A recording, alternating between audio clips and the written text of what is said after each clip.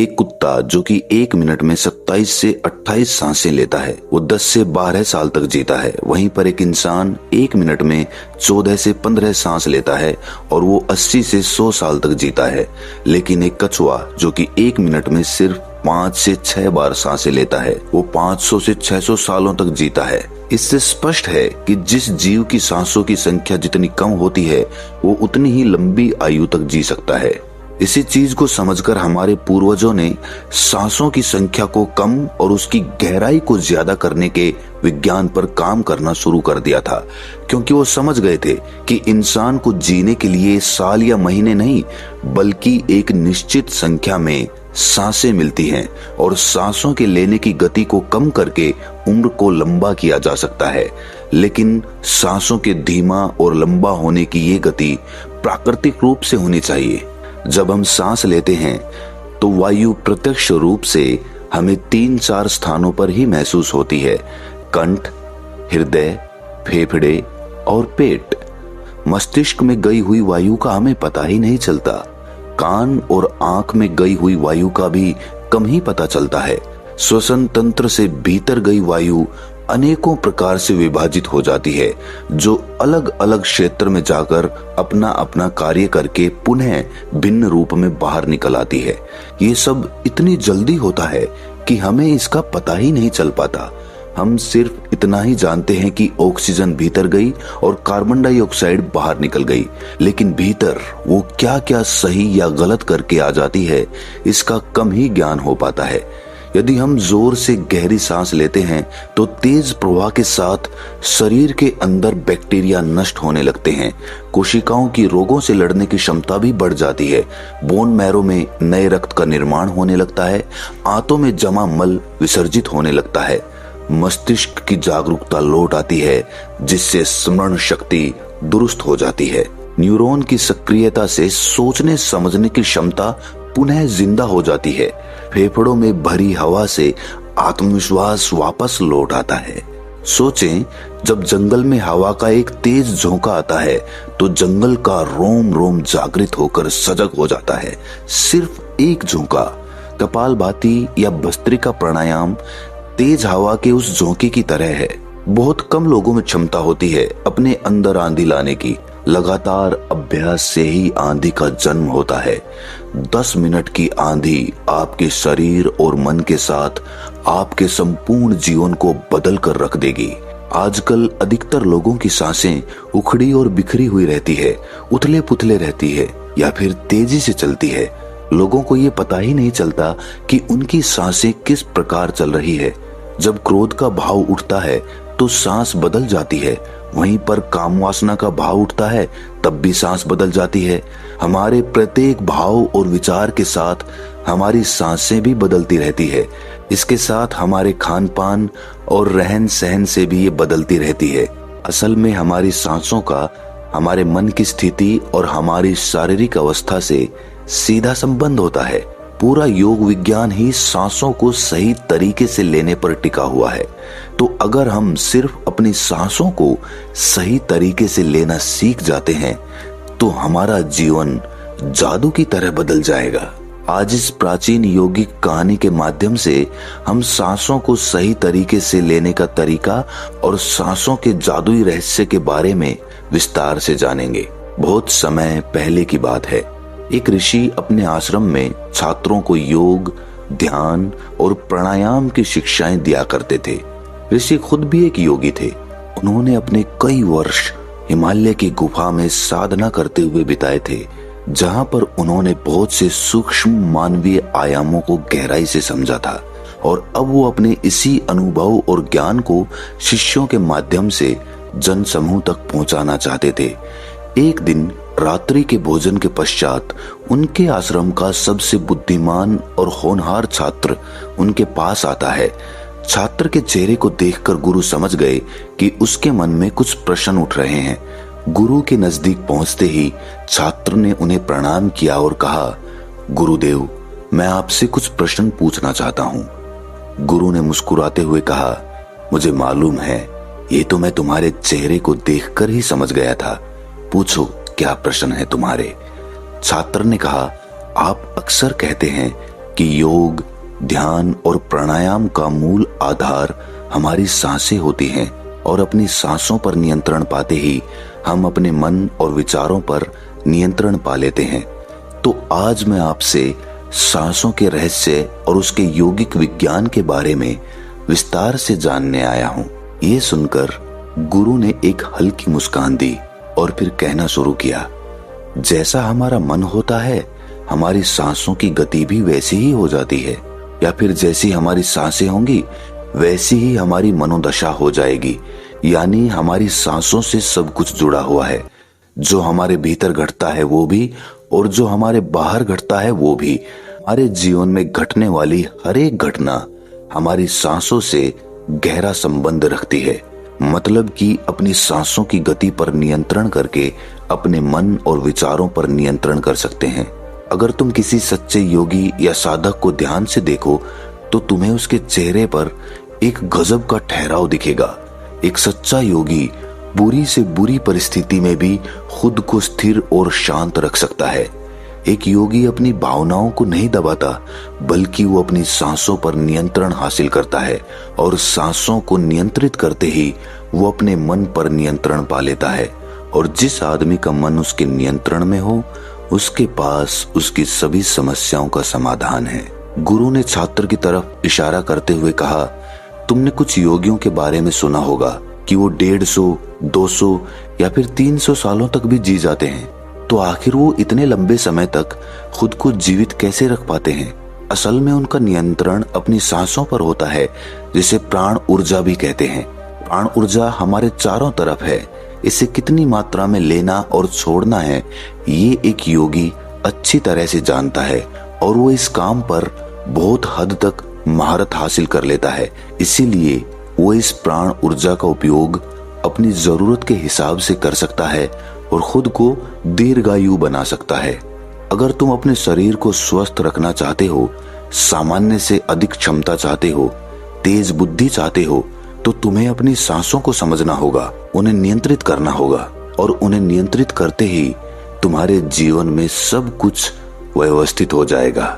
असल में डर, चिंता और परेशानी जैसी कोई चीज होती नहीं है।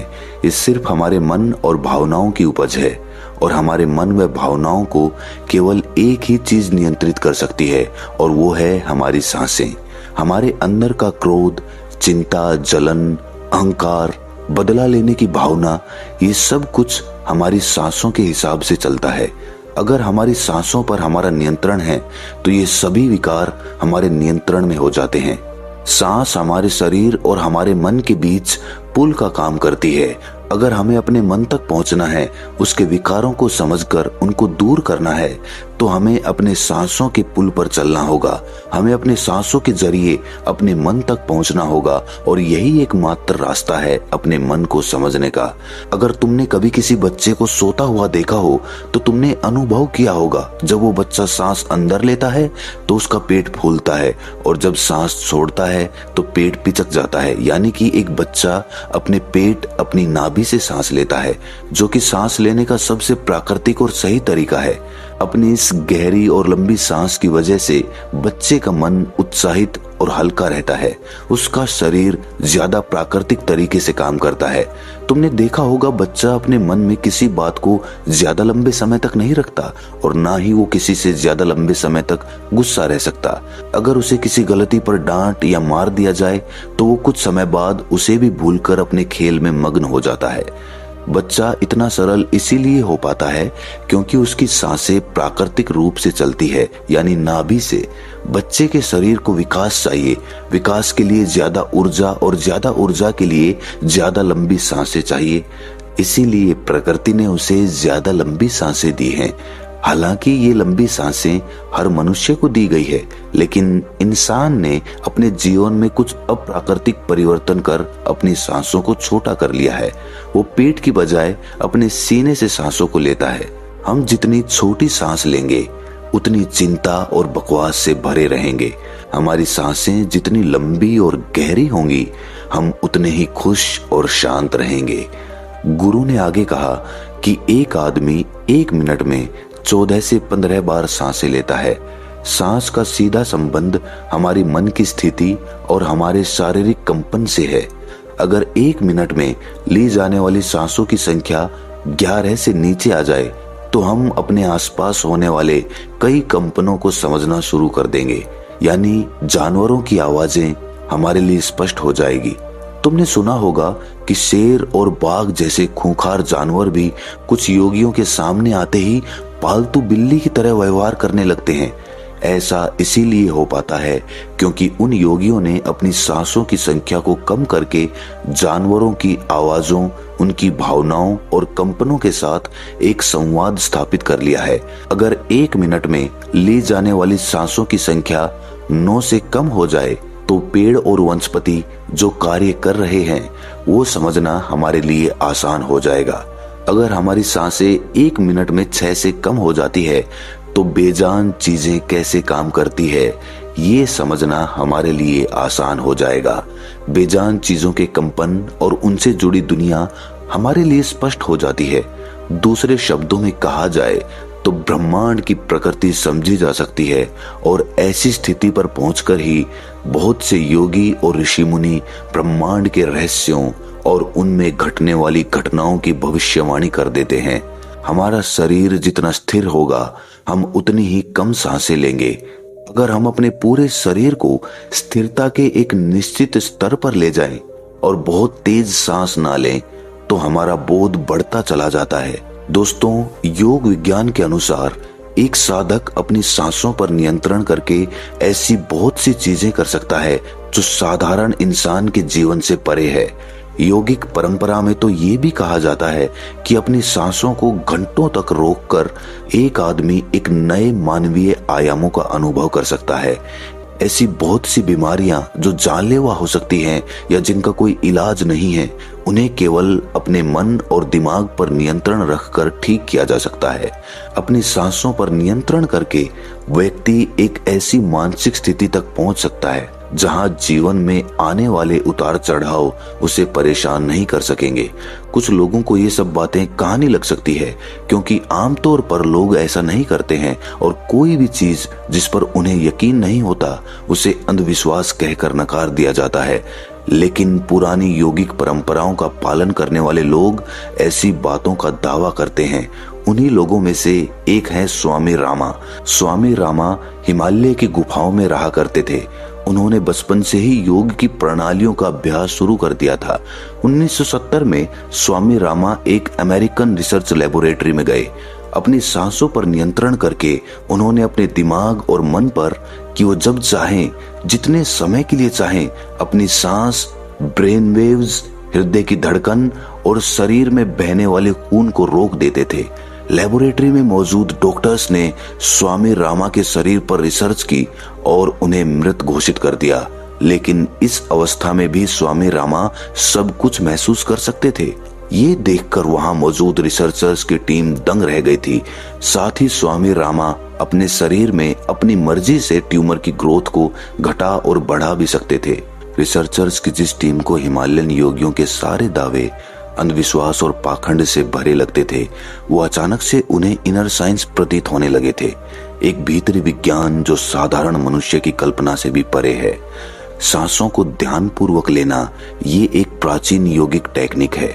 एक योगी जिसने अपनी सांसों पर नियंत्रण हासिल कर लिया है, वो जब चाहे अपनी सांसों को रोक सकता है। स्वामी रामा के अनुसार अगर आप अपनी सांसों को समझ गए तो आपके शरीर में होने वाली वो बीमारियां जिनका इलाज आज मेडिकल साइंस के पास भी नहीं है, सांसों के माध्यम से उन्हें भी ठीक किया जा सकता है। श्वास के गूढ़ रहस्यों को समझाने के लिए बाद में स्वामी रामा ने अपने कुछ साथियों के साथ मिलकर एक किताब भी लिखी है जिसका नाम है साइंस ऑफ डेथ। गुरु ने आगे कहा, जब सांस विचलित होती है तो मन भी अस्थिर हो जाता है, लेकिन जब सांसें शांत होती है तो मन भी स्थिर हो जाता है और योगी दीर्घायु हो जाता है। इसीलिए हमें अपने स्वास्थ्य पर नियंत्रण करना सीखना चाहिए। गुरु ने शिष्य की आंखों में देखते हुए कहा, तुम्हें क्या लगता है, क्या तुम जितनी लंबी सांसें अंदर लेते हो उतनी ही लंबी सांस बाहर भी निकालते हो? नहीं, सामान्य स्थिति में हम जो सांस अंदर लेते हैं उसकी लंबाई 10 अंगुल होती है और सांस बाहर निकालते समय इसकी लंबाई 12 अंगुल हो जाती है। यहाँ 1 अंगुल का मतलब 1 अंगुली मोटाई से है। हमारी रोजमर्रा की जिंदगी में कुछ काम ऐसे होते हैं जिन्हें करते समय जितनी लंबी सांस अंदर जाती है उससे कई गुना ज्यादा लंबी सांस बाहर निकल जाती है। भोजन करते समय बाहर निकलने वाली सांस की लंबाई 16 से 17 अंगुल होती है। तेज चलते समय इनकी लंबाई 22 से 24 अंगुल हो जाती है। दौड़ते समय निकलने वाली सांसों की लंबाई 45 से 50 अंगुल तक पहुंच जाती है। संभोग करते समय 50 से 60 अंगुल। सोते समय नींद में बाहर निकलने वाली सांसों की लंबाई 60 से 70 अंगुल तक पहुंच जाती है। इसीलिए हमारे शास्त्रों में काम और क्रोध पर नियंत्रण रखने की बात कही गई है, क्योंकि ये हमारी प्राण शक्ति को छीन कर देती है। श्वास को इंसान की प्राण शक्ति भी कहा जाता है। जब एक 200 वर्षीय व्यक्ति से उसकी लंबी उम्र का राज पूछा गया तो उसने 2 ही चीजें बताई। पहला, नाभि तक भरकर पूरी सांस ले, और दूसरा, रीढ़ की हड्डी को हमेशा सीधा रखें। साधारण सी लगने वाली ये दोनों बातें योग और प्राणायाम की दृष्टि से बहुत महत्वपूर्ण हैं। असल में शरीर के अंदर जाने वाली सांस की लंबाई कम और बाहर निकलने वाली सांस की लंबाई ज्यादा होती है। यदि किसी तरीके से बाहर निकलने वाली प्राण वायु की लंबाई को कम कर दिया जाए तो लंबी उम्र को प्राप्त किया जा सकता है। स्वर शास्त्र के अनुसार यदि बाहर निकलने वाली प्राण वायु की लंबाई 1 अंगुल कम हो जाए तो व्यक्ति निष्काम हो जाता है, यानी उसके अंदर काम वासना खत्म होने लगती है। 2 अंगुल कम होने से आनंद की प्राप्ति होती है। 3 अंगुल कम होने से लेखन शक्ति बढ़ती है। 4 अंगुल कम होने से वाक सिद्धि प्राप्त हो जाती है। 5 अंगुल कम होने से आदमी को दूर दृष्टि प्राप्त होती है। 6 से 7 अंगुल कम होने से साधक के अंदर अति तीव्र गति से चलने की शक्ति आ जाती है। वो कुछ ही पलों में एक स्थान से दूसरे स्थान पर पहुंच सकता है। 8 अंगुल कम होने से साधक को 8 सिद्धियां प्राप्त हो जाती हैं। पवन पुत्र हनुमान को 8 सिद्धि नवनीत के दाता इसीलिए कहा जाता है क्योंकि उन्होंने 8 सिद्धियों को प्राप्त कर रखा है। ये 8 सिद्धियां हर इंसान में होती है, बस जरूरत है तो इन्हें जागृत करने की। बाहर निकलने वाली सांसों की लंबाई 12 अंगुल कम होने पर योगी को इच्छा मृत्यु प्राप्त हो जाती है। फिर वो जब चाहे तब तक खुद को जीवित रख सकता है। लेकिन ये सोई हुई शक्तियां केवल तभी जागृत होंगी जब मन में इन्हें जागृत करने की तीव्र अभिलाषा होगी, और मन का स्थूल रूप श्वास है, यानी सांसें हैं। इसीलिए सबसे पहले सांसों पर नियंत्रण करना होता है। भगवान शिव पार्वती को बताते हैं कि रात में ईड़ा नाड़ी और दिन में पिंगला नाड़ी को रोकने में जो सफल हो जाता है वही असल में सच्चा योगी होता है। नाड़ियों के विज्ञान के बारे में हम किसी और वीडियो में विस्तार से बात